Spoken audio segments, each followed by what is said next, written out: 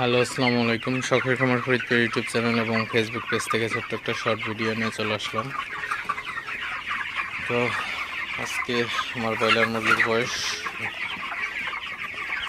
31 দিন। তো 31তম দিন রাতের আপডেট আপনাদের সাথে শেয়ার করব। তো ভিডিওটিকে স্কিপ না করে অবশ্যই শেষ পর্যন্ত দেখবেন।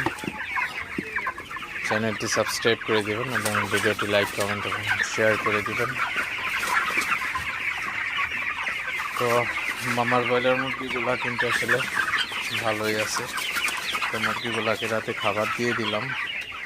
তো এখনও পানি দিইনি, একটু পরে পানি দিয়ে দিব।